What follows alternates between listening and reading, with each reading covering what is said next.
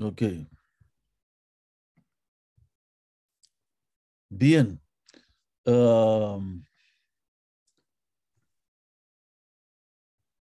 Vamos a revisar mediante la segunda parte del origen de la vida, si las evidencias apuntan más bien a azar o definitivamente a un diseño divino, lo que implica una acción sobrenatural, todopoderosa y con propósito. El azar, por su parte, implica aleatoriedad, implica sin sentido, implica sin propósito. Y quedábamos, quedábamos en la instancia anterior de que la química orgánica, la bioquímica, no permite la formación de moléculas grandes, de macromoléculas. Y por lo tanto, el primer paso, que la vida es química, eh, queda fuertemente cuestionado, o que la vida solo es materia. Y científicos de la talla de Francis Crick, que junto con Watson en 1953 descubrieron la doble hélice de ADN, la molécula de la información, el software de los seres vivos, después de pasarse décadas experimentando sobre cómo lograr las primeras bases moleculares de la vida, no le fue posible, no le fue posible. Y entonces dijo Crick, un hombre honesto, que estuviera provisto de todo el saber que hoy está a nuestro alcance, debería de afirmar que el origen de la vida parece realmente provenir del milagro, porque efectivamente todas las leyes de la química apuntan hacia la no construcción aleatoria al azar de moléculas que son lo suficientemente grandes como para iniciar la vida. Entonces, una vez que ya se hubo aburrido Crick de jugar en los laboratorios a Dios, entonces postuló una teoría que se llama panspermia, que no es de él, es de más antiguo, pero no vamos a entrar en más detalle para no ocupar mucho tiempo. Eh, pero él adopta esta ya antigua teoría de la panspermia dirigida. Y dice Crick en un libro que lo compré para tener, siempre me gusta tener la primera fuente, ¿no? Eh, el libro se llama La vida misma, está en castellano. Dice, las raíces de nuestra forma de vida se remontan a otro lugar del universo, casi con seguridad a otro planeta. La vida fue sembrada por microorganismos enviados en alguna forma de nave espacial por una avanzada civilización. Cuando uno lee esto, le queda la impresión de que es un escritor de ciencia ficción. Y él podría estar muy bien, ¿no es cierto? Un escritor de ciencia ficción puede escribir lo que se le dé la gana con cierta lógica. Pero estamos hablando de un premio Nobel de medicina, que una vez que se cansó de experimentar y hacer una y mil opciones de experimentos para poder crear unas moléculas que permitan la vida, tiró el problema para otro lado, ¿no?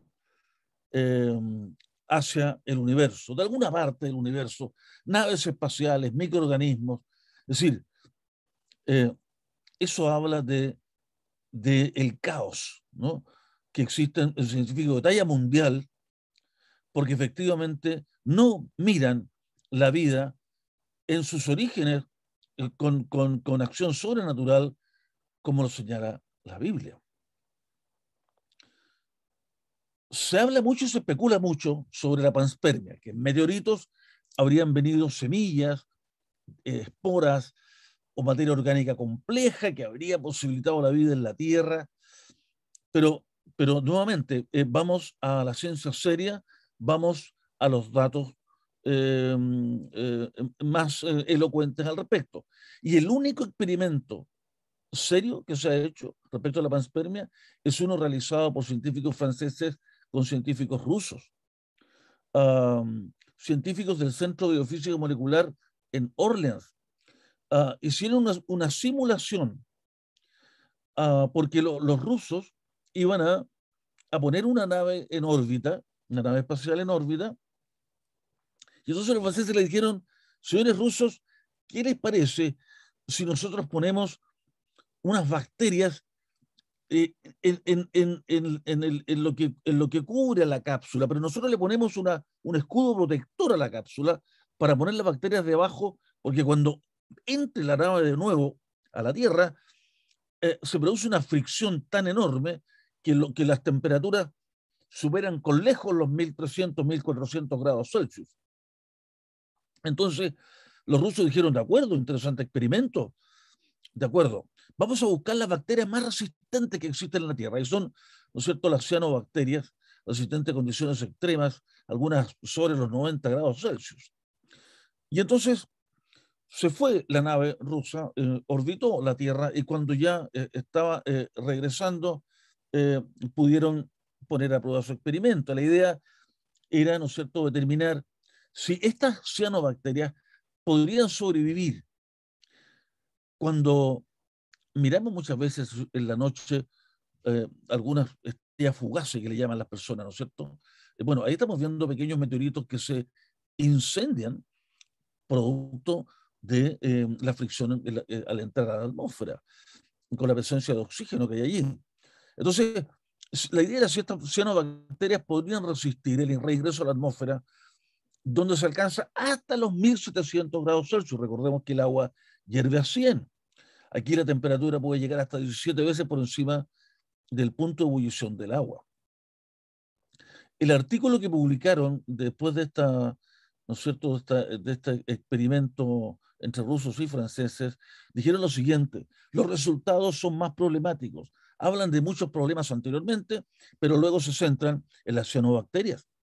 Y los resultados son más problemáticos cuando se aplica la panspermia.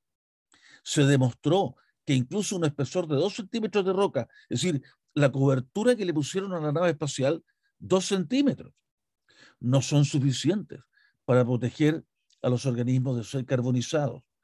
Ahí les tengo una mala noticia. Las cianobacterias murieron, ¿no es cierto?, producto de tratar de avanzar un poco más en el conocimiento científico. Además, esta teoría lo que hace es solo mover el problema de un punto a otro. Porque si no podemos determinar aquí, hemos hecho miles de experimentos. Hemos descubierto que las leyes de estequiometría, los principios de Le Chatelier, leyes, digamos, determinaciones matemáticas estadísticas, no permiten que se produzca macromoléculas al azar. Bueno, decir, se produjeron allá en algún lugar en el espacio, el problema es el mismo. Si no lo podemos resolver aquí, bueno, tampoco lo vamos a poder resolver en otro lado. Entonces, el paradigma primero es química, ¿no? La vida es solo química. Pero luego surge un segundo paradigma, que en realidad, cuando se descubre la doble hélice de ADN, ¿no es cierto?, Watson y Crick en 1953, pues en realidad ahí está la información, y ahí vemos la molécula, ¿no es cierto?, a la izquierda, en esta figura, y a la derecha, los códigos, el ordenamiento de las bases que conforman la molécula, y en función de ese ordenamiento implica un código para realizar una función metabólica, una función bioquímica, una función celular, o información para construir células nerviosas, para construir células hepáticas, células pancreáticas, etcétera, etcétera. Entonces, no solo química, química más información. Y recordemos que el primer paradigma, que la vida era solo química, no resolvió el primer paso. ¿Se acuerdan de la analogía que yo hacía, ¿no es cierto?, entre el ADN y la información y un estante o ¿no es cierto?, un librero con sus libros? No se logró poder estructurar el librero, es decir, formar una macromolécula, sin pensar en la información todavía, solo el librero. No se pudo formar al azar. Entonces, el segundo paradigma, que la vida es química más información, tiene una diferencia fundamental, porque procesos como la herencia y la selección natural no funcionan en el mundo de la vida. Cuando yo le hice la pregunta la vez pasada, si las teorías evolutivas participaban o se podían aplicar al origen de la vida, efectivamente no se pueden aplicar. Porque en el caso de los seres vivos, Los seres vivos se reproducen, ¿no es cierto? Dejan descendencia, la descendencia es variable, y allí puede actuar la selección natural en los seres vivos, en, en las diferencias debidas a la reproducción. Otra cosa es si realmente de ahí pasamos a formar todas las especies, pero eso es otro punto que lo veremos después. Pero dejan variabilidad y sobre esa variabilidad hay cierta selección. Pero ¿qué selección hay en los minerales? No la hay. Pero en biología se requiere introducir no solo el concepto de información. Entonces, este concepto de información duró poco. Duró mucho tiempo el que la vida. Luego que le agregaron el segundo término, vida más información, digamos, química más información igual vida, duró poco. Porque en realidad no es solo información, sino que es información con significado o información con códigos, dado que lo que tiene el ADN o el ARN es un código genético, y se habla de código genético. Entonces, el mayor problema del origen de la vida, ustedes ya se están dando cuenta, no solo formar el librero, que ya no se pudo hacer, no se forman las macromoléculas al azar por copolicondensación azarosa, no ocurre eso. El mayor problema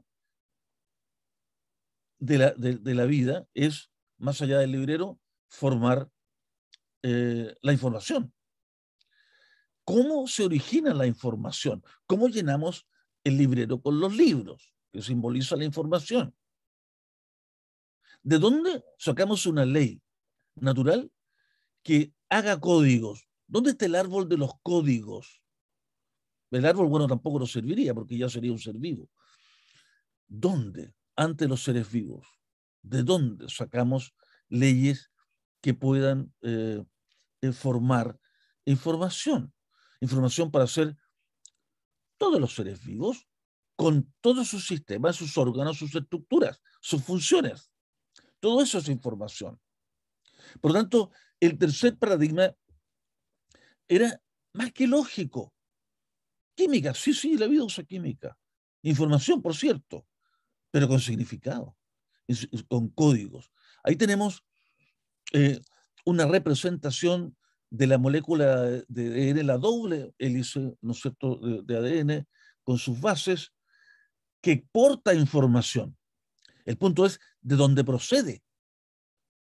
¿Alguien sabe de dónde procede la información? ¿Algún científico sabe cómo se forma? ¿Cómo se origina?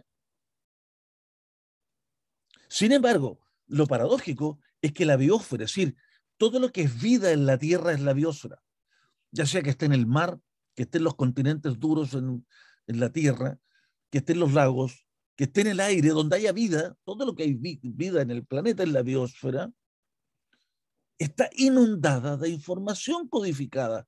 Esto fue publicado en Plus Biology en 2015. Es impresionante. Aquí te tengo subrayado. Dice que el contenido total de la información en la biosfera es 5.3 por 10 elevado a 31 megabases de DNA. Es impresionante. Y la cantidad de información que se está segundo a segundo es pero estratosférica. Lo que les muestro aquí tendría que mostrárselo mucho más amplificado, pero es que la pantalla no me da. Cualquiera de estos circuitos complejos y redes complejas da para un plano enorme de grande. ¿Qué estoy mostrando aquí? Principalmente rutas metabólicas que ocurren dentro de nuestras células, por ejemplo, eh, la glucólisis, el transporte de electrones, al ciclo de Krebs, etcétera, etcétera, etcétera. Y en los vegetales la fotosíntesis, en fin, rutas metabólicas en general, ¿no? Procesan trillones de bytes de información en un segundo. En este preciso momento, en estos segundos que están pasando, están ocurriendo trillones de bytes de información en un segundo en sus células, sin repetir ni equivocarse con la información. Se calcula por segundo que la cantidad, ¿no es cierto?, de unidades de información procesada está del orden de 10 elevado a 20 o 21 en un segundo. ¿Quién puede organizar, procesar, codificar tal cantidad de información y meterla dentro de un ADN? ¿Quién? Con la pandemia, todos aprendimos mucho más de los virus, yo también lo hice, y empecé a estudiarlo mucho más profundamente. Me di cuenta que era un ignorante sobre los virus, como lo comenté en algún momento. Eh, Aquí solamente muestro una diapositiva. Di una conferencia sobre esto, digamos, muy profundamente, pero aquí solo una diapositiva porque finalmente bajé muchos artículos científicos de primera calidad sobre este tema y me di cuenta que nuestro planeta no funcionaría si no estuvieran los virus. Los virus forman la base de funcionamiento de todos los ecosistemas. Ellos catalizan el movimiento de nutrientes. Los nutrientes permiten el desarrollo de los seres vivos, todos. ¿Y qué nutrientes principales ellos procesan? Pues grupos químicos como carbono orgánico disuelto, fósforo orgánico disuelto, nitrógeno orgánico disuelto. El carbono es el esqueleto de la gran mayoría de las moléculas. El fósforo es fundamental para la reproducción y el nitrógeno es fundamental para el crecimiento. Los organismos no crecen porque no tienen nitrógeno. El nitrógeno forma las proteínas los tejidos, y los tejidos hacen crecer a los organismos. Y los virus entonces están en todos los ecosistemas marinos, dulceacuícolas, terrestres, uh, y están ellos, no tengo tiempo para entrar en detalle en esto, pero les puedo enviar después los artículos científicos si se interesan. Ellos regulan a las bacterias, regulan a organismos fotosintéticos microscópicos como el fitoplancton marino, y esos organismos más grandes, eh, como, en fin, microcrustáceos, copépodos, y esos sirven de alimento a organismos más grandes, etcétera, etcétera, hasta llegar a los grandes animales marinos y también grandes animales terrestres. Es decir, toda la vida en la Tierra se sustenta por estas pequeñas partículas denominadas virus, que no son organismos vivos, que solamente son una cápsula proteica con una hebra de RNA. Con un Es como un microchip de información. Y si usted va revisando, ¿no es cierto?, esta eh, diapositiva en un aspecto global del planeta, estos virus son como pequeños software, pero multiplicados por trillones, cuatrillones, que están haciendo funcionar los ecosistemas. Los ecosistemas están funcionando en base a información controlada por los virus. Esto es impresionante. A mí esto me descolocó. Ignoraba realmente el potencial de estas pequeñas unidades de software ubicadas en todos los ecosistemas. Un problema adicional para las filosofías imperantes en el mundo científico: el materialismo y el naturalismo. Porque la información codificada es inmaterial. Y aquí esta filosofía empieza a tocar fondo, porque no podemos explicar desde la materia y luego desde las leyes naturales la información codificada. Y entonces surge desde la misma ciencia una área científica nueva denominada biosemiótica. Y por supuesto hay sectores científicos reducidos, pero que se dan cuenta de que si no se abren a ir más allá de la materia, no van a poder entender ni poder desarrollar ciencia de verdad. ¿Cuánto estaríamos avanzados en ciencia si hubiésemos dejado paradigmas filosóficos equivocados de lado? Pero sería enorme la cantidad de información y de conocimiento que tuviésemos hoy de haber dejado de lado esos paradigmas cerrados. Y la biosemiótica ha tenido rechazo, por supuesto, de la comunidad científica materialista y naturalista. Esta ciencia estudia la representación, el sentido, el significado biológico de los códigos. La tiene difícil, porque no es fácil eso. Y volvamos al paper que lo vimos en algún momento, los paradigmas de la biología, donde se explica que científicamente se han establecido dos paradigmas, el paradigma químico y el de la información, pero que este autor, este científico Marcelo Barbieri, señala que habría un tercer paradigma, que es el paradigma del código. Sin embargo, leamos las últimas frases. Dice Barbieri en este abstract de este paper: desafortunadamente, la biología moderna ha aceptado el concepto de información. Le costó. Primero decía solo que la vida era química, aún hay un porcentaje importante que lo sigue diciendo. Pero luego otros dieron un paso y dijeron, no, no podemos pensar en solo química, la vida tiene química más información. Pero el caso es que la vida, dice Barbieri, no es solo química e información, sino además código o significado. Entonces la biología moderna aceptó el concepto de información, pero no el concepto de significado. Y ustedes ya van entendiendo por qué no se acepta el concepto de significado.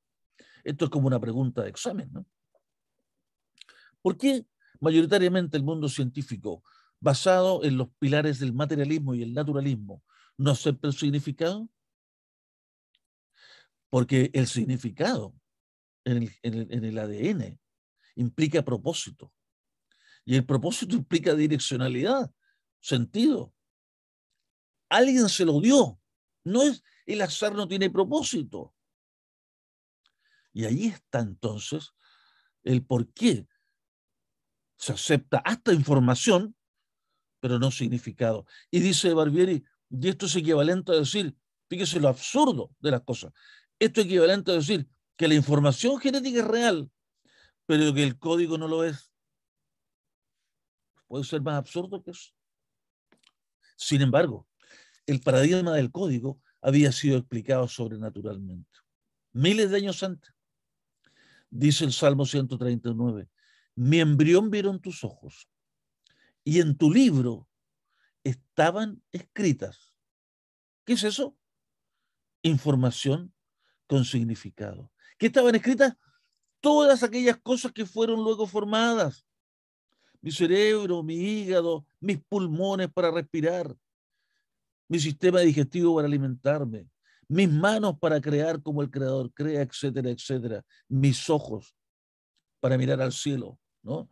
Y regocijarnos con la creación. Todas las cosas fueron creadas. Pero ¿cómo fueron creadas? A partir de lo que está escrito en el libro, a partir de la información.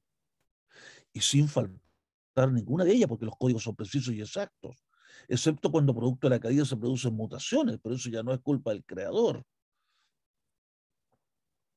Este texto revela información codificada y biología del desarrollo, áreas científicas desarrolladas, ¿no es cierto?, muchísimo después, porque esto fue miles de años antes, ¿no? El que se reconoció allí que en tu libro estaban escritas aquellas cosas que fueron luego formadas. Y la ciencia ha querido ir reconociendo en parte como ya diciendo no tenemos opción, vamos a reconocer esto. Y este paper dice entendiendo el genoma regulatorio. Y dice, traduzco aquí esto que está en rojo, la secuenciación de todo el genoma de múltiples especies nos proporciona el libro de instrucciones. ¿Se da cuenta? Salmo 139. En tu libro estaban escritas. Y este paper, este artículo científico publicado en esta interesante revista científica, señala que los seres vivos, las especies, tienen un libro de instrucciones para construir un organismo. Cuando usted se compra, ¿no es cierto?, por internet una bicicleta y le llega desarmada con un manual de instrucciones. El punto es que uno tendría que preguntarse, muy bien, pero ¿quién es el autor del manual? ¿Quién es el autor del libro de las instrucciones que están en el ADN? Otro paper. Esto les provoca, pero unos retortijones intestinales fantásticos a muchos, lamentablemente, materialistas científicos. Esta palabra, metafísica, más allá de la física y la metafísica de la biosemiótica, la ciencia que estudia los códigos y las señales. Y dice este paper, el origen de la vida requiere entender el origen del control simbólico y cómo moléculas inanimadas llegan a ser un mensaje. ¿Cómo moléculas inanimadas llegan a ser un mensaje? El punto es, como lo venimos diciendo, es que la respuesta a esta problemática nos saca del ámbito físico y nos lleva a un ámbito no material. Toca a fondo el materialismo. Aquí. ¿Cómo se genera la información con significado? Se ha dicho que hay información, por ejemplo, en los cristales de nieve. Es una maravilla, ¿no? Una maravilla de diseño, un cristal de nieve. Ahí hay una fotografía. Y uno ve patrones estructurales, cristales de nieve, ¿no es cierto?, por ejemplo, pero esto no es información codificada, no hay código ahí, es una información repetitiva, simple, regular. En cambio, el ADN es todo lo contrario, no es simple, es altamente compleja, no es regular, es irregular y revela un patrón de complejidad especificado. Significa entonces que hay códigos. Y siempre que haya información con códigos, donde quiera que usted lo encuentre, en un papiro, en una tablilla cuneiforme, en algún, ¿no es cierto?, escrito de la Edad Media, donde fuere, o de estas culturas antiguas sumerias, donde fuere, donde encuentre usted, ¿no es cierto?, escritos, va a encontrar información codificada que usted la puede entender. Y eso es característico únicamente de la inteligencia. No surgen códigos, escrituras, mensajes a partir del azar. Trate de buscar su nombre en una sopa de letras. Se puede pasar su vida tomando sopa y le van a faltar 1.000 millones de años para poder tener por casualidad la formación de su nombre. Se ha dicho que las ondas de arena, ¿no?, o las ondas del mar tienen información, pero el tema es el mismo otra vez. Si le queremos llevar información a eso no es información. Son patrones regulares y repetitivos. Distinto es que con esa arena construimos un castillo. En la misma arena, pero tiene información. Vemos puertas, ventanas, habitaciones, escaleras, puentes, etcétera, etcétera, etcétera, ¿no? Con la misma arena. O si alguien escribe allí, Pedro ama a Ana. Ah, es arena, pero con un mensaje. Ahí sí tenemos información codificada. Pero las ondas en sí mismo, establecidas por un movimiento, ¿no es cierto?, de viento, no significa información. Charles Stockton fue un físico químico, ¿no es cierto?, que estableció las primeras bases del diseño inteligente y concluía que necesariamente en un patrón codificado hemos de encontrar detrás de su inteligencia, porque no se forman los patrones codificados sin inteligencia. El código del ADN humano, por ejemplo, tiene 46 capítulos moleculares, ¿no es cierto?, que son los cromosomas. Millones de nucleótidos ordenados en una secuencia específica. Está repleto de información. Y se ha calculado que más o menos equivale a unos 1.000 volúmenes de libros, 1.000 volúmenes de libros, de 500 páginas cada uno, con un tamaño de letra de 9 puntos. Si le ponemos 12 puntos, que es el que uno normalmente lee, probablemente ya van a ser 1.500 o más libros. Hagamos este pequeño ejercicio, esta frase socrática, sin mayúscula ni minúscula, sin acentos, porque si no sería mucho más complicado. ¿Cómo la escribimos para que sean, ¿no es cierto?, establecidos los códigos que están allí? Bueno, desde el azar, usando las matemáticas, sin acento ni mayúsculas.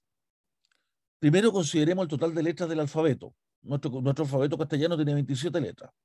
Entonces cortamos, escribimos en una hoja las 27 letras, las cortamos, las ponemos en una bandeja y las tiramos al aire.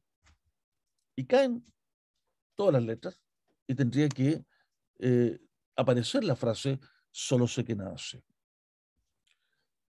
Después, ¿no es cierto?, para hacer la fórmula matemática necesitamos establecer los caracteres de la frase. Aquí hay 15 letras, más 4 espacios entre las palabras, también un carácter, porque si van todas juntas no entenderíamos nada. Un espacio entre palabras. Entonces, 15 letras, 4 espacios. Son 19 caracteres. Por lo tanto, tenemos 27 letras que forman el alfabeto, elevado a 19 que corresponden a los caracteres, nos queda el resultado de 1.57 por 10 elevado a 27 opciones. 10 elevado a 27. Eso es un número como el que está allí. Para una frase breve, muy breve, pero que yo podría pasarme una semana con mi estudiante de filosofía revisando qué es saber. Solo sé que nada sé. ¿Qué es saber? ¿Qué es no saber? ¿Cómo sé que sé? En el fondo, ¿cómo sé que el conocimiento que tengo es correcto? Epistemología. ¿Cómo genero conocimiento? ¿Cómo valido conocimiento? Esa frasecita tiene una cantidad de información, pero enorme, que nos pasaríamos horas. Y sin embargo, está allí, en esas pocas letras y esos pocos espacios. Pero para construirla al azar, necesitamos toda esa cantidad de opciones. Sin embargo, ¿cómo se pudo formar una frase al azar con 3 millones de letras, en el caso del ADN humano? Aquí tenemos unas poquitas letras, 19, junto con los espacios. En el ADN tenemos millones. Cómo se formó esa información que tiene nuestro ADN que nos hizo desde una célula? Usted en algún momento fue una célula, una, ¿no? Y ahora son varios billones. ¿Cómo llegó a ser ese organismo, ¿no es cierto?, complejo, con tantos órganos, células, etcétera, a partir de la información que está allí. El punto es que yo les puedo escribir en un papel, solo sé que nada sé, pero la información no está en la hoja de papel, ni está en la tinta del lápiz. O se las puedo mostrar aquí, ¿no es cierto?, usando electrones, les puedo mandar un correo electrónico también y mandársela por allí, y son electrones, o ustedes la pueden escuchar, estoy utilizando, ¿no es cierto?, mi voz y a través de también el aire, y luego después los mecanismos electrónicos llegan codificados hacia ustedes. Pero el mensaje no es ni el papel, ni la tinta donde lo escribí, ni los electrones donde los mandé, no es materia, no es energía. Y entonces el paradigma del código cambia las bases filosóficas desde el azar al diseño. Aquí hay un artículo científico publicado al respecto y que habla la necesidad de, ¿no es cierto?, cambiar de paradigma y volverse al diseño. Por supuesto, esto habría que matizarlo después con más detalle, porque eh, lamentablemente el diseño se ha ido también manipulando fuera de lo que es el concepto bíblico. Pero aquí ya cuando menos hay una instancia desde la ciencia misma a buscar alternativas distintas porque la ciencia materialista no resulta. La investigación científica debería ir solo tras la verdad, indudable, ¿no? Pero no funciona así. Funciona con un supuesto a priori. Funciona, funciona con un esquema que se llama naturalismo metodológico, lo veremos enseguida con un poquito más de detalle. Entonces, si no se pudo formar por copolicondensación al azar una molécula, no estamos hablando todavía de información, sino una molécula, ¿qué alternativa queda? La copolicondensación dirigida. Y eso sí que es posible hacerlo. Con doctores en química orgánica, ¿no es cierto?, en el laboratorio la pueden hacer. Pero al azar, en la naturaleza, no se forman las macromoléculas. Este artículo científico publicado en 2004, una vez que ya reconocen, ¿no es cierto?, la importancia de la información genética codificada, presenta preguntas como esta. ¿Dónde y cómo surgió el complejo conjunto de instrucciones genéticas programadas en el ADN? Y luego dice, incluso si el ARN o el ADN se insertara en un mundo sin vida, no contendría ninguna instrucción genética, a menos que cada selección de nucleótidos en la secuencia estuviera, y tengo subrayado eso, programada para funcionar. Claro, pero ¿quién es el programador? Escuchemos a uno de los más importantes a nivel mundial, expositores en el ámbito apologético del diseño inteligente, pero bíblico. Sin embargo, también es un científico de primera línea, ha publicado artículos de primerísima línea y ha publicado libros de primerísima línea, como Las dudas de Darwin, por ejemplo. Escuchemos qué señala él respecto a la formación de los códigos en el ADN. Is there anything we know of that does have the causal power, the ability to generate new information, and therefore could explain the origin of the first cell? And I think there is, and that's the idea of intelligent design. Intelligent design is defined as the theory that certain features of the natural world are best explained by an intelligent cause, not an undirected process. Because what we know from our experience is that intelligent agents can produce information, and indeed do produce information in a digital or typographic form, the form of information that we find in the DNA molecule, functional digital information. Whenever we see information and we trace it back to its source, whether we find it in a section of software code or a paragraph in a book or in a hieroglyphic inscription, we always find that a mind played a role in generating that information. Siempre que hay información codificada, hay una mente inteligente que la codificó. Por tanto, la mejor explicación acerca de lo que vemos y entendemos, acerca del origen de la vida, es una causa sobrenatural inteligente, no el azar. ¿Por qué? La vida tiene química, sí, tiene información, sí, pero tiene códigos. Y los códigos tienen significado. Reconocido incluso por Richard Dawkins, el ateo, ¿cierto?, el científico más influyente del mundo, que distintos periodistas entrevistándolo, aunque no lo reconoce de manera directa, pero cuando tiene que referirse al ADN, no tienen más opción que referirse a un ADN altamente complejo con información codificada que implica la firma de algún tipo de diseñador. If you look at the details of biochemistry, molecular biology, you might find a signature of some sort of designer.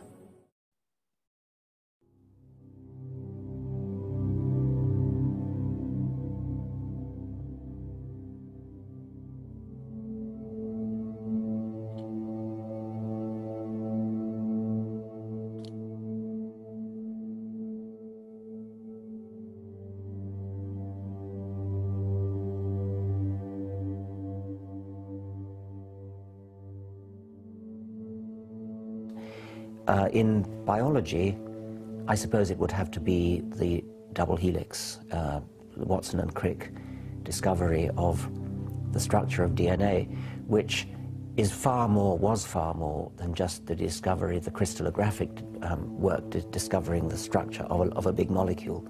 Because what that led up to was a major revolution in which much of biology became a sort of branch of information technology.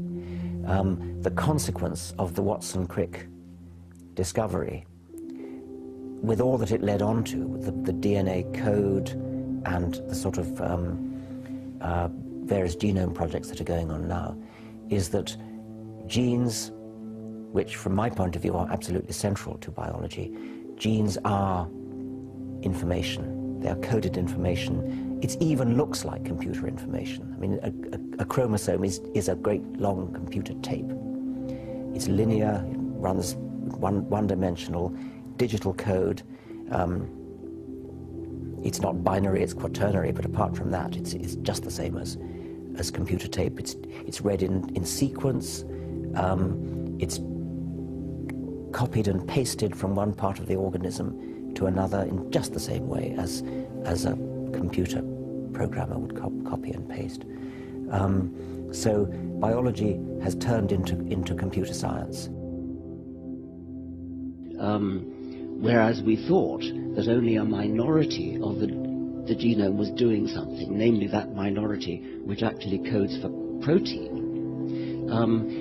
And now we find that actually the majority of it's doing something. What it's doing is calling into action the protein coding genes. So you can think of the protein coding genes as being the sort of toolbox of subroutines, which is pretty much common to all mammals. I mean, all mice and men have the same number, roughly speaking, of protein coding genes, and that's always been a bit of a blow to the self-esteem of humanity. But what the point is, that was just the subroutines that are called into being. The program that's calling them into action is the rest which had previously been written off as junk.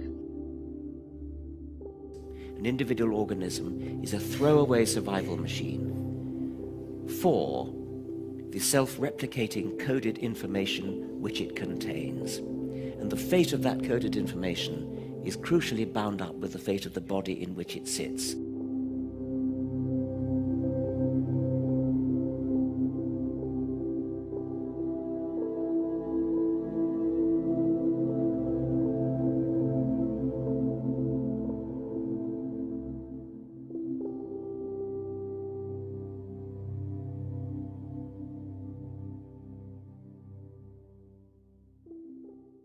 The origin of life, the chemical circumstances that gave rise to the first self-replicating molecule, the first proto-gene. The origin of life is something we don't know anything about, and we want to know something about it, and I would love to know how life actually got started, the origin of the first self-replicating entity. Nobody knows how it started. We know the kind of event that it must have been. We know the sort of event that must have happened for the origin of life. What was that? It was the origin of the first self-replicating molecule. Right, and how did that happen? I told you we don't know. So you have no idea how it started? No, nor has anybody. Nor has anyone else. Can you give an example of a genetic mutation or an evolutionary process which can be seen to increase the information in the genome?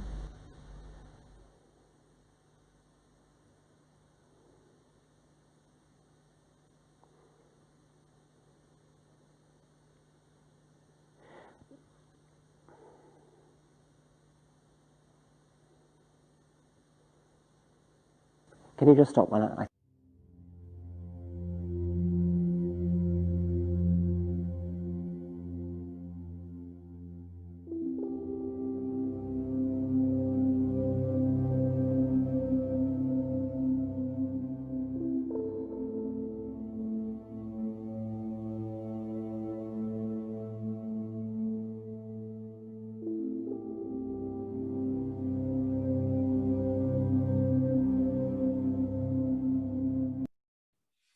Es impresionante cómo Dawkins queda casado en sus propios conceptos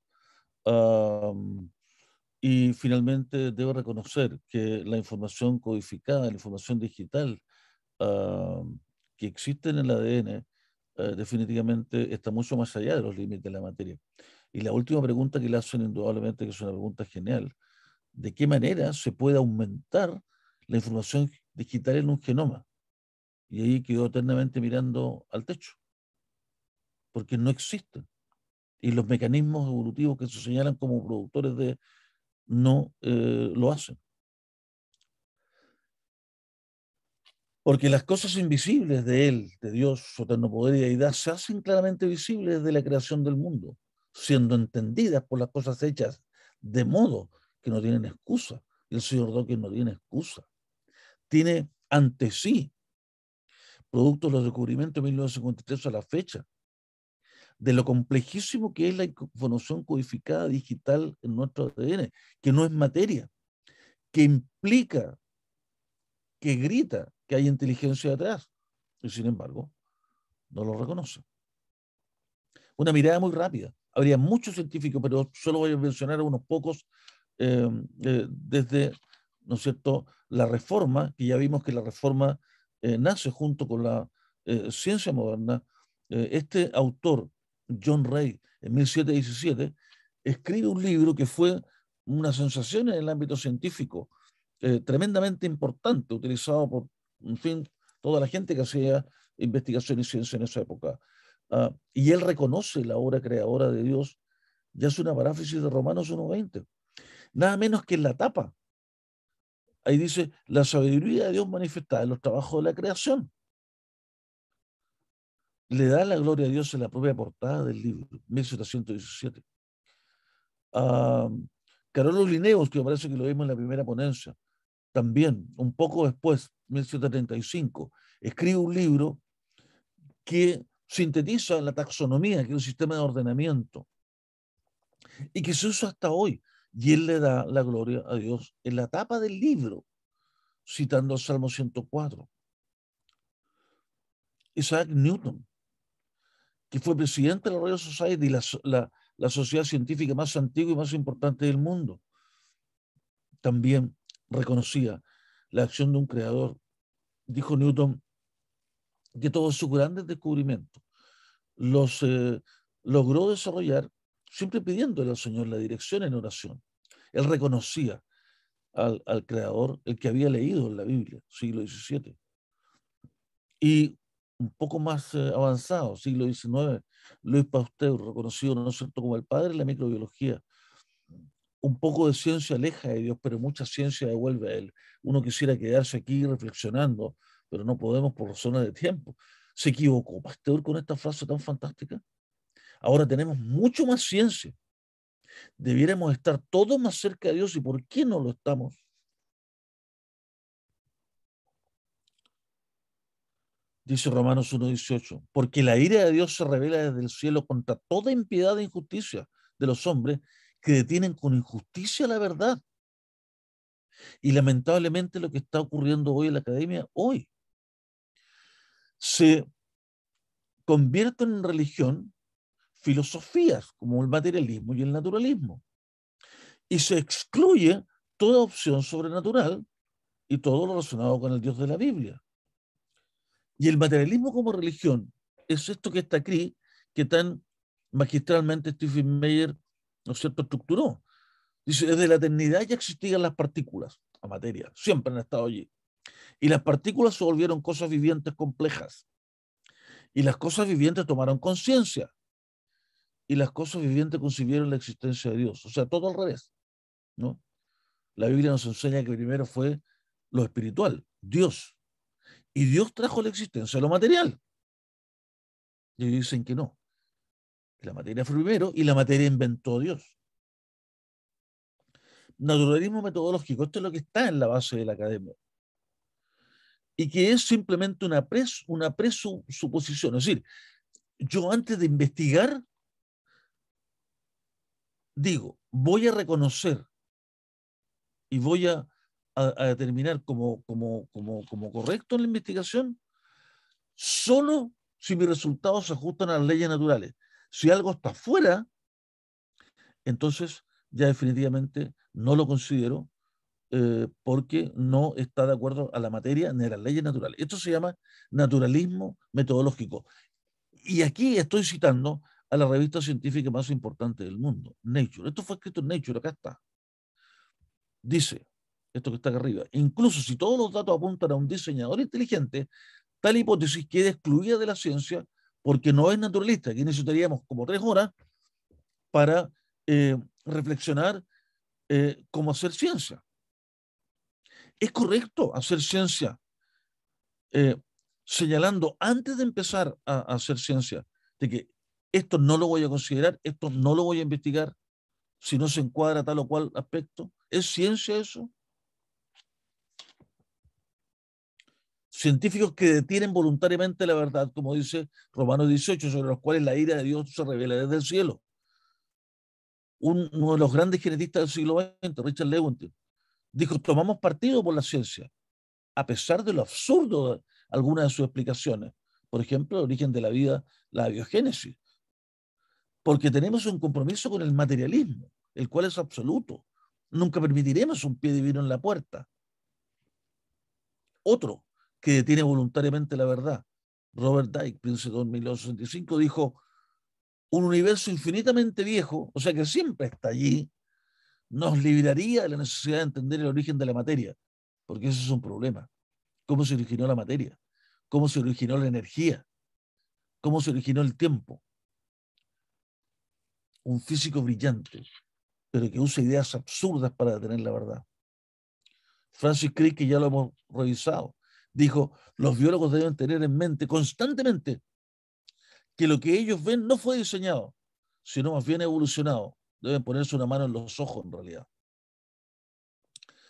Richard Dawkins, que escribió, ¿no es cierto?, este libro tan absurdo como El relojero ciego. ¿Pueden entender ustedes que una persona privada de su vista pueda construir un reloj? Él dice que sí, porque la biología es el estudio de cosas complicadas que dan la apariencia de haber sido diseñadas, pero son una apariencia, pero hay que negarla, ¿no? El diseño. El relojero ciego, en alusión a un escritor religioso, por allí por el comienzo del 1800, William Paley, que tenía, ¿no es cierto?, eh, una especie de analogía respecto de un reloj que uno encuentra, si va caminando, ¿no es cierto?, en un bosque, encuentra un reloj.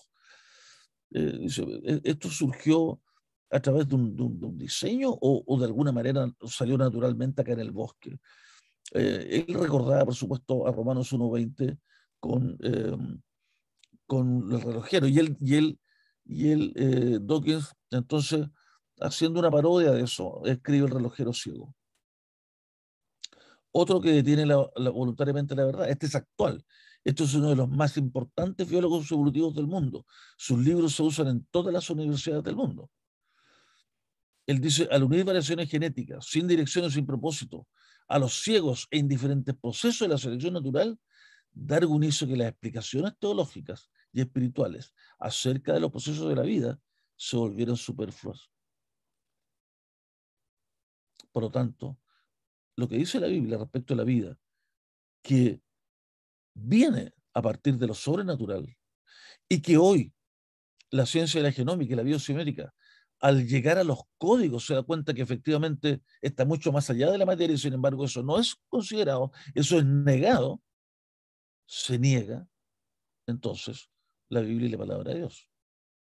Otro científico que detiene voluntariamente la verdad, George Wall, Premio Nobel de Medicina. No quiero creer en Dios, por lo tanto escojo creer lo que es absurdo, lo que es científicamente imposible, como la generación espontánea, que es responsable de la vida por evolución. Puede haber un pensamiento más absurdo que eso, pero negar efectivamente lo que la Biblia señala. Otro personaje muy conocido, autor de más de 40 libros, una persona que influye muchísimo en el ámbito psicológico del mundo en las distintas universidades. A medida que la ciencia evolutiva ha progresado, el espacio disponible para creencias religiosas se ha estrechado. Esa es la visión que hay. Esa es la visión que hay en el mundo del conocimiento. Esta galería de científicos que hemos revisado es solo una muestra, ¿no? Representa a la gran mayoría, lamentablemente. Cuando no quieren reconocer el diseño y la creación y obligan a sus mentes y también a quienes los siguen y a quienes les enseñan a ignorarlo. Ya no son científicos, sino religiosos fundamentalistas. Es por ello que la ira de Dios se revela, como veíamos al comienzo, desde el cielo contra toda impiedad y injusticia de los hombres que detienen con injusticia la verdad, profesando ser sabios, se hacen necios. Vamos concluyendo. ¿Cómo llegó a existir la vida en la Tierra? Por voluntad y propósito de Dios en la Biblia. Porque si recordamos la primera ponencia, ¿no es cierto?, fue con la sintonía fina del universo, fue una serie de procesos muy complejos, requirieron una acción sobrenatural, porque crea el universo desde la nada. Primero Dios hubo que traer la existencia de la materia, no existía materia. Dios, ¿no es cierto?, vive en el ámbito eterno, que nosotros no entendemos qué cosa es. No significa que tenga millones de años, no, significa que está fuera del tiempo, ¿no? La dimensión eterna. Y desde esa dimensión, Él trajo a la existencia la materia, el tiempo, el espacio y la energía. Pero para ello tuvo que generar leyes y principios físicos y químicos muy precisos para que la materia se formase, desde los átomos, las moléculas, hasta el material de las estrellas, etc. Sin esta materia prima y las leyes muy precisas, no hay organismos vivos. Y luego de haber creado las galaxias, Dios eligió un sistema solar muy estable dentro de una galaxia. Eso no alcanzamos a verlo. Pero efectivamente es lo que ocurre con la Vía Láctea, que tuviese la estabilidad suficiente para crear un planeta que permita la existencia de la vida.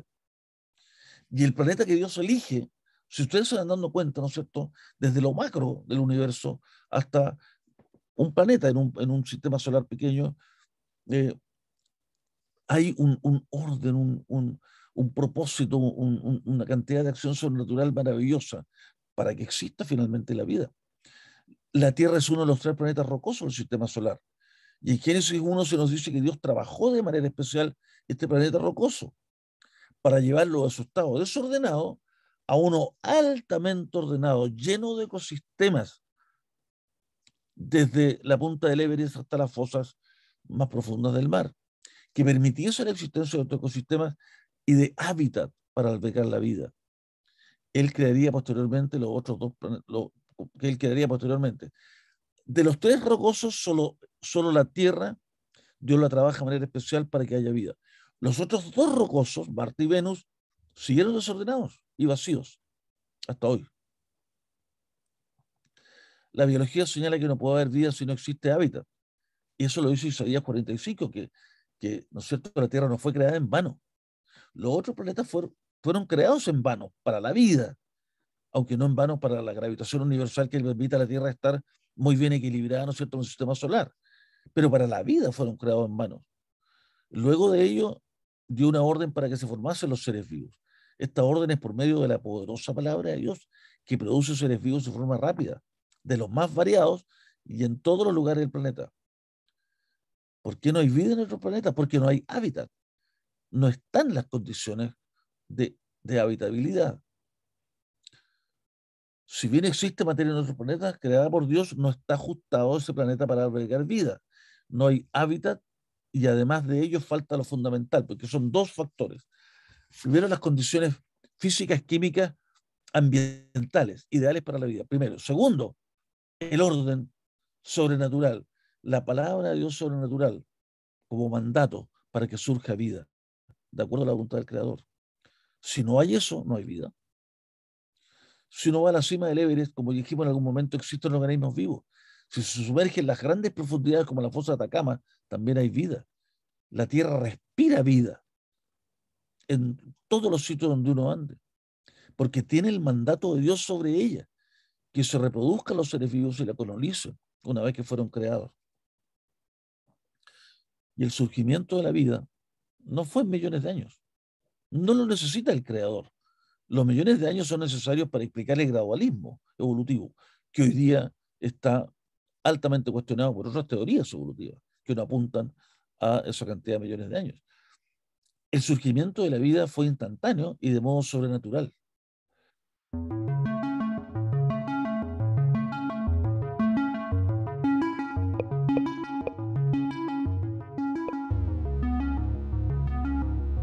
Después de una lluvia copiosa en los bosques, con tierra con materia orgánica,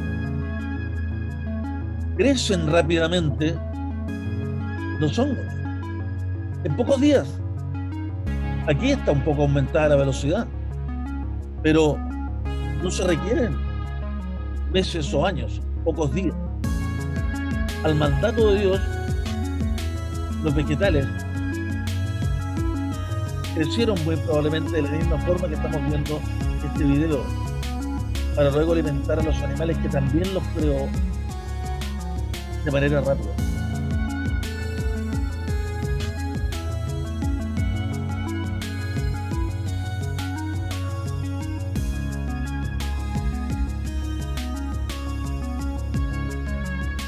En Europa, después de una copiosa lluvia, a los pocos días mucha gente va a los bosques a capturar estas setas para prepararse algunos platos muy especiales, porque efectivamente crecen miles de ellas rápidamente en muy poco tiempo. Si eso pasa así de manera natural, con mayor razón cuando hay un poder sobrenatural sobre los seres vivos.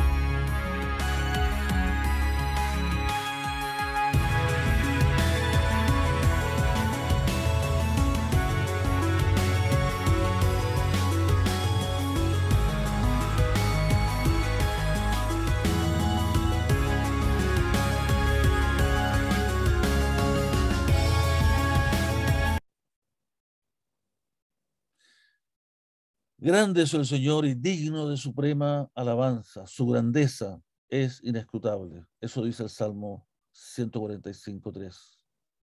Dejo de compartir.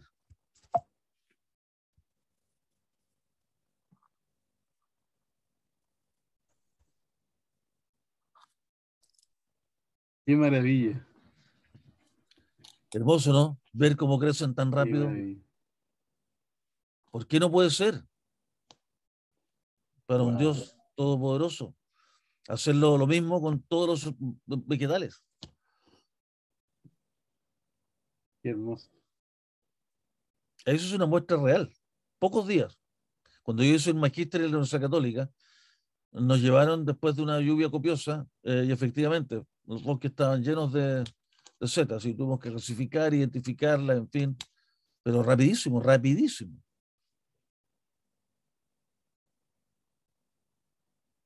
Dejo el espacio para comentarios, para preguntas, impresiones.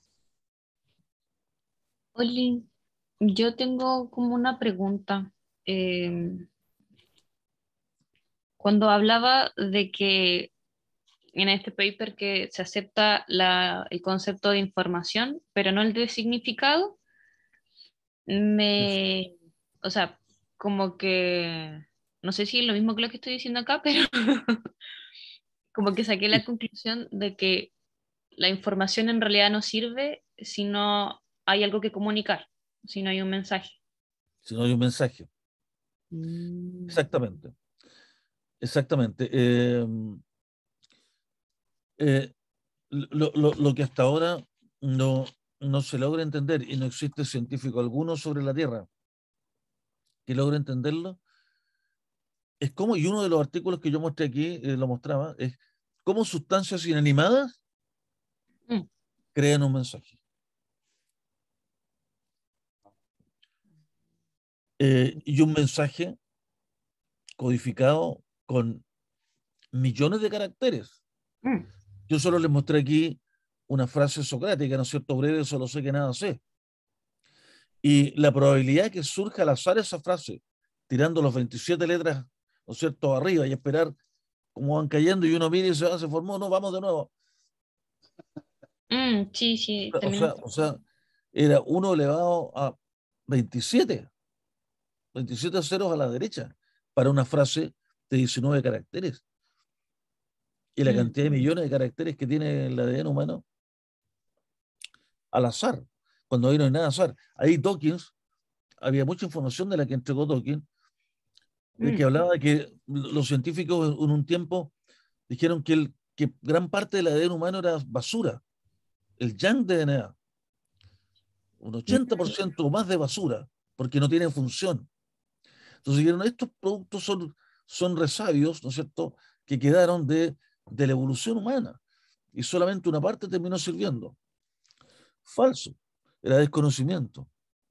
Cuando se empezó a conocer cada vez más el genoma, se dieron cuenta que en realidad no es un 80, es un 90, del 100% del genoma humano, un 90 no trabaja para hacer tejidos, ni órganos, ni proteínas. Pero ¿qué hace ese 90? Regula, dirige, es el DNA regulador, es el equivalente a los ingenieros civiles de casco blanco de un edificio. Cuando se está construyendo un edificio, entran unos tipos, ¿no es cierto?, con zapatos muy lustrados, camisa blanca, ¿no es cierto?, en fin, casco blanco, con unos planos. Los otros que están trabajando hoy están todos cochinos, todos embarrados, con el cemento, pegando ladrillos, poniendo fierro, ¿no es cierto? Y los ingenieros civiles, zapatitos lustrados. Y uno puede decir, estos tipos son unos flojos, no hacen nada. No, son los reguladores. Y con los planos le dicen, oiga, usted está usando un fierro de 2 pulgadas. No. Este edificio tiene 20 pisos. Use fierro de 3 pulgadas. ¿No? Eso faltó ahí en Concepción cuando colapsó, ¿no es cierto?, el edificio. Por ahorrar, es un fierrito más delgadito. ¿No? Bueno, los ingenieros civiles regulan. Lo mismo hace aquí ese DNA que se le llamó basura, pero que no lo es. Y hoy día se sabe que aproximadamente el 100% del DNA es útil. No hay nada inútil. ignorancia. Se dice que la ignorancia es atrevida, ¿no? Y sobre todo cuando está influida por filosofías tan potentes como el materialismo y el naturalismo. Profesor, Se inventan cosas. Sí, perdón. no, es que de verdad que, bueno, la clase pasada fue para mí su primera clase y terminé con la cabeza así a explotar. Hoy día ya me reventó ya. No, pero me llama mucho la atención eso que usted cuando menciona, cuando dice que existe un libro de información. Y cuando Impresionante, impresionante. de verdad que esa cuestión es Impresionante. O sea, tremendo, es súper emocionante. Y la sobre, Tierra funciona con información. claro, y sobre todo cuando usted hace mención del Salmo, cuando habla que mi embrión vieron tus ojos, es que de verdad que esa cuestión así como que me partió el corazón. Es tremendo. Y lo otro que ¿Cuánto? me llama, ¿Unos 3.000 años antes más o menos? sí, sí. Y lo otro que me llama mucho la atención, esto de todos estos genios, estas personas que hablan acerca de tener la razón y la verdad en algo. Y se me viene a la mente cuando Jesús estaba ante Pilato y cuando dijo, yo he venido a traer la verdad. O sea, Jesús trae la verdad, pero el hombre en su afán de La que, detiene, la sí, detiene. la detiene. Es que increíble esa cuestión y se ve cada vez más, se hace más evidente y va haciendo decaer también la fe de muchos cristianos también en este tiempo. Pero muchos, ese es el problema. ¿Sí? Ese es el mayor problema. Hoy día el decaimiento de la fe, pero es mayúsculo, y el sincretismo de personas Sí, que hacen una mezcla, porque no pueden sobrellevarlo, no pueden luchar tanto contra la corriente, y mezclan entonces y deforman el mensaje bíblico ajustándolo a las teorías humanas, a las filosofías humanas. sí, tremendo. Bueno, mi esposa está aquí al lado y está impactada por la clase y quería hacer una pregunta. Sí, con mucho gusto, por cierto. Hola. Hola. Gracias por la clase. Yo estoy decolada nomás, pero me gusta mucho la biología, entonces Bueno, estoy en mi salsa. bueno.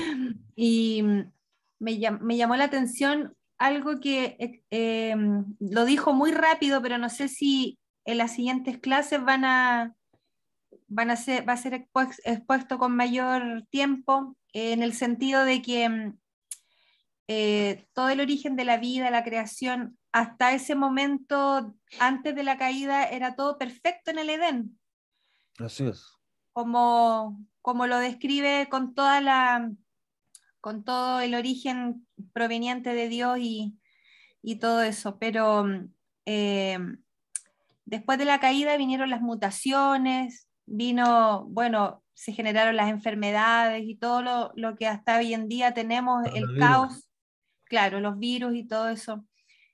¿Podrían Bueno, los científicos que hoy descartan la posibilidad de que Dios sea el creador, podrían agarrarse de esto como para decir que Dios es un Dios no perfecto entonces? Y que hoy en día el mundo está como está.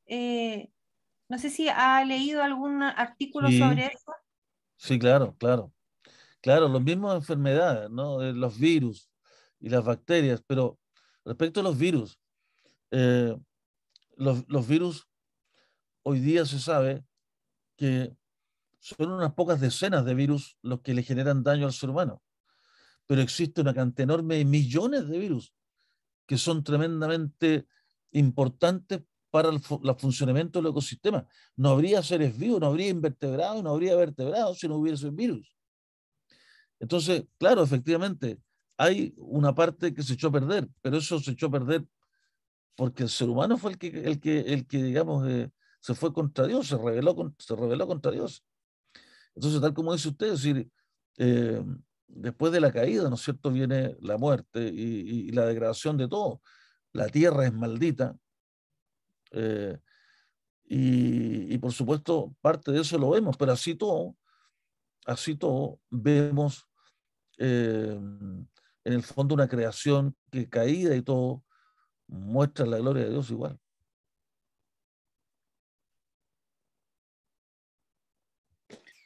Gracias por la respuesta. Con gusto. Pero no sé qué le produjo el que el materialismo como filosofía toque fondo, dado que el ADN, que partió siendo reconocido solo como materia o química, está en función de los códigos que tiene, y los códigos no son materia ni son energía, y por lo tanto la filosofía materialista queda sin piso. Eso yo lo encuentro muy, muy fuerte, muy potente.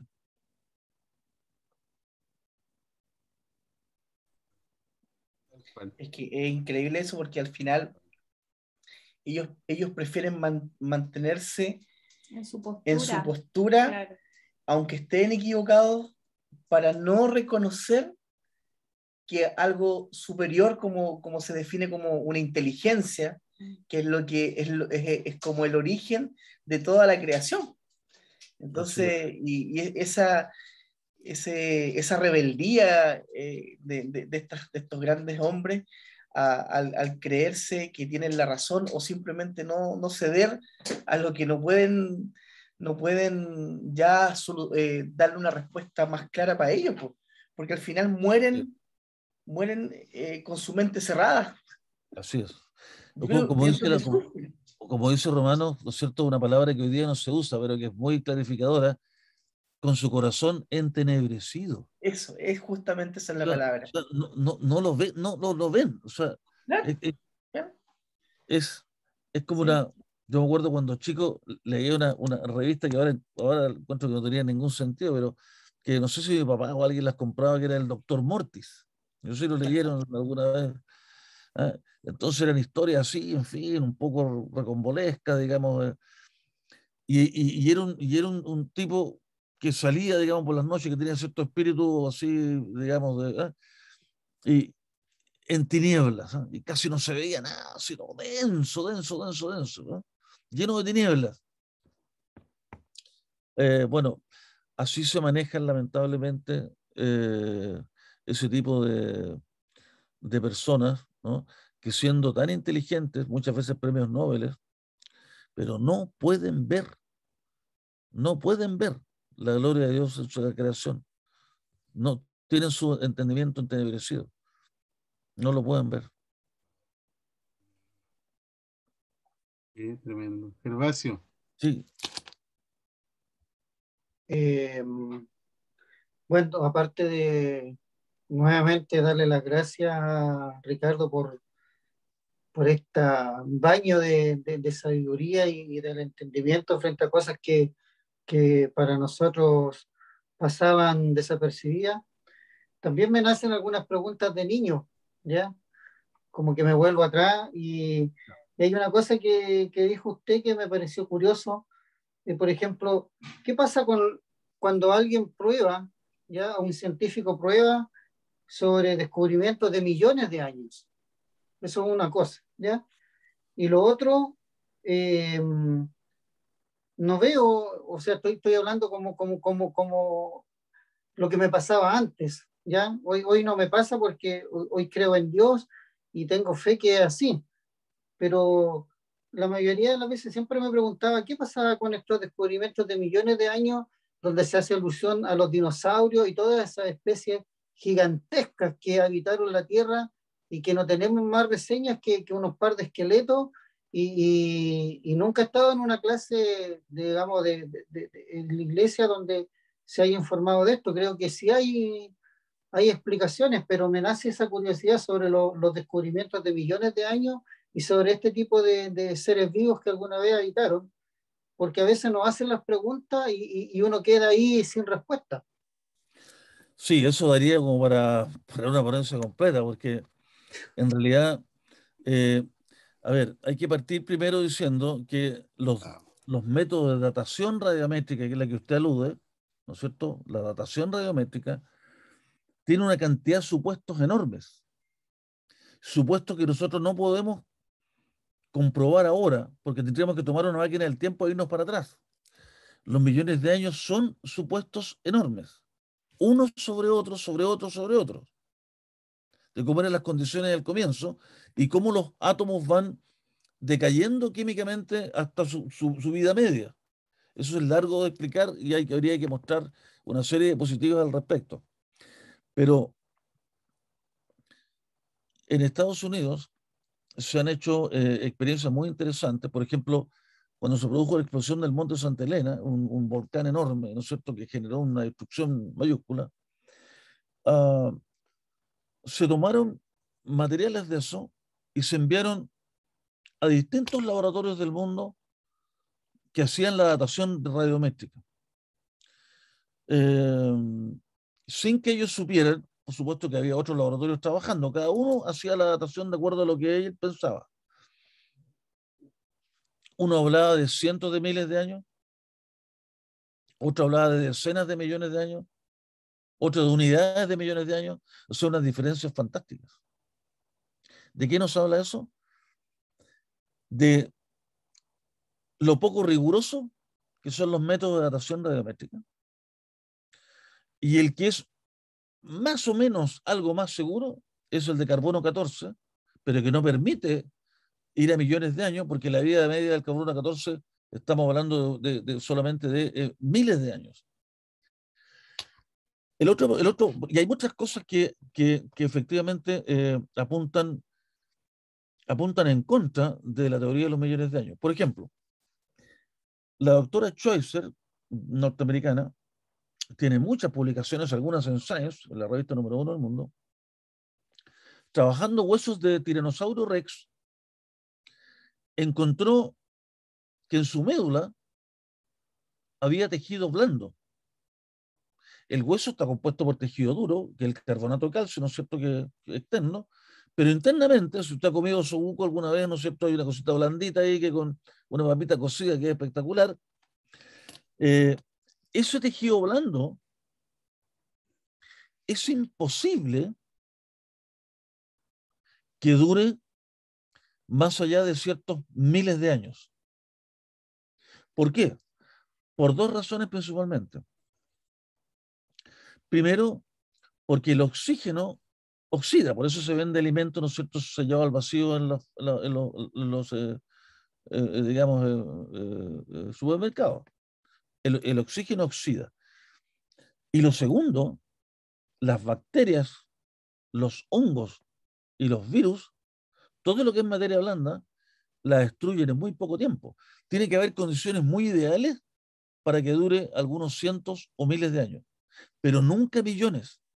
Y resulta que ella encontró millones de años, o sea, encontró, digamos, que no eran millones de años lo que tenía ese hueso, y no se atrevía a publicarlo. Y ahí está otra vez el tema de los paradigmas. ¿Por qué no se atrevía a publicarlo? Porque si no puede ser, estoy con un hueso de dinosaurio. Le pidió a un colega que mirara el microscopio y le dice, ¿qué estás viendo? Le dice, bueno, veo células sanguíneas, veo glóbulos rojos, capilares sanguíneos, tejido blando. Fue a buscar otros huesos de otros dinosaurios, encontró exactamente lo mismo. De nuevo, tejido blando. Se atrevió a publicarlo. La taparon a críticas de que estaban mal hechos los experimentos y los estudios. Uno de ellos dijo, yo voy a demostrar lo equivocado que está esta señora Schweitzer. Fue a los museos, se consiguió los huesos, volvió a hacer los experimentos y volvió a encontrar tejido blando de nuevo, médula, dentro. Y eso fue un jaque mayúsculo para la postura de los millones de años. Otro ejemplo, la tasa de mutación que tiene el ser humano es altísima. Es del orden de 3% de daño por generación pensando en los 45, 50 años.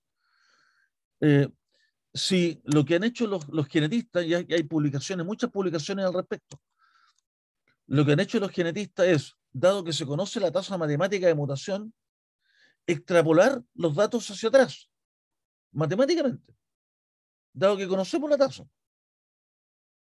Da una cierta cantidad de años que apunta a unos pocos miles, porque si realmente fueran cientos de miles o millones de años, el ser humano habría desaparecido hace rato, producto de la alta tasa de mutación que tiene.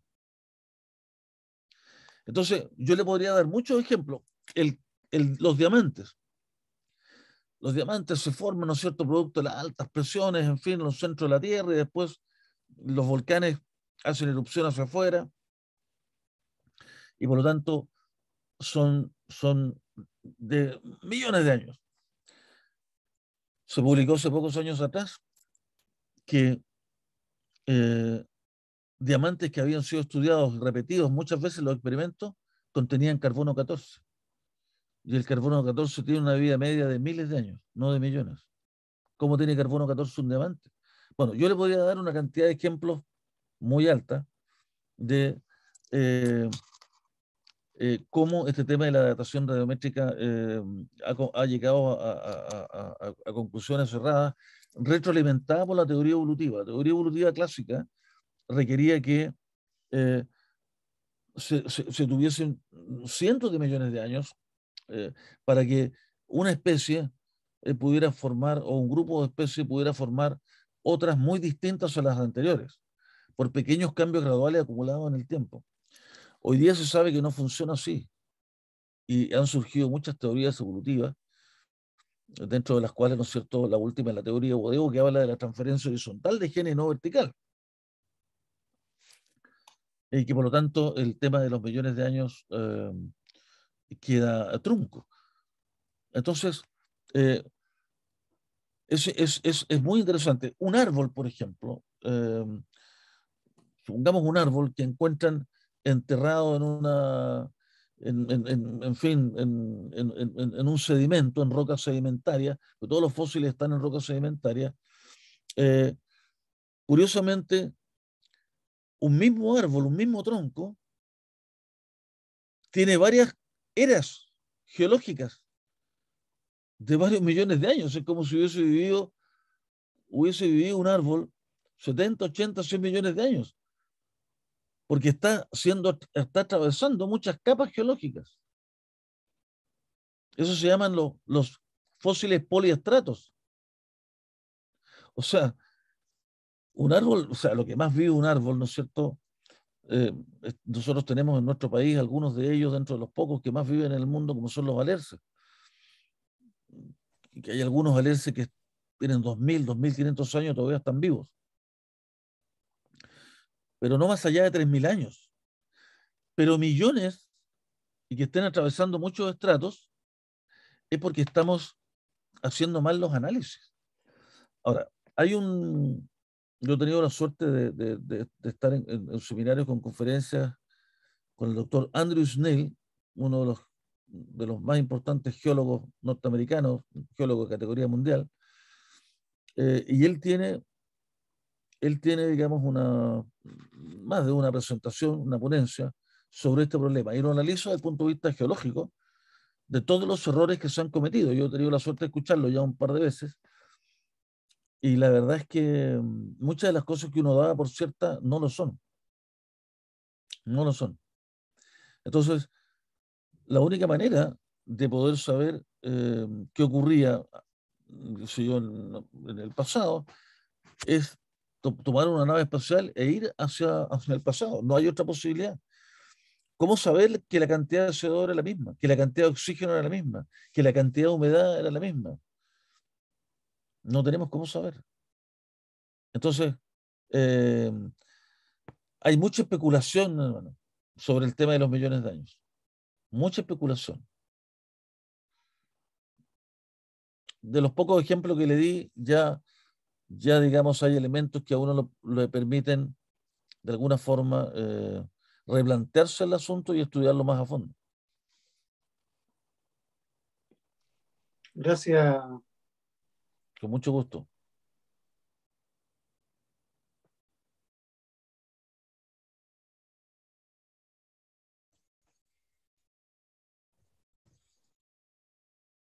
Gloria a Dios. Aleluya. Bendito sea el Señor para siempre. Amén. Amén. Así sea. ¿cierto? Así es. Wow, ha sido una bendición, Ricardo, escucharte de verdad. Muy, Gracias al muy Señor. agradecido. Gracias al Señor por estas instancias. Son realmente muy Muy buenas y a mí agradecido. también me bendicen mucho los comentarios de ustedes, en fin, sus apreciaciones. Son muy valiosos para mí. Y gracias al Señor por eso. Wow. Bueno, sin más preguntas, creo que hemos dado cada uno algunas impresiones, hemos preguntado. Comentarios son pocos los que podemos dar, pero hemos escuchado tus comentarios, pero muy agradecido. Gracias a cada uno que ha estado presente en la clase de hoy. La clase va a quedar grabada, de hecho la voy a subir mañana. Entre paréntesis, cada una de las clases las subo al día siguiente y están disponibles para que la puedan revisar. Ya Adrián, tenemos 3 clases con Ricardo Bravo. ¿Ya? 3 clases. Genial. Nos quedan 3 más. 3 clases más. La clase de hoy día fue increíble, de verdad. Gracias. Súper. ¿Estás grabando en este minuto? Sí, está grabado. Se está grabando. Pero en este minuto está grabando. ¿Sí? ¿Quieres que deje de grabar? Sí, por favor, quería hacer un comentario. Ya.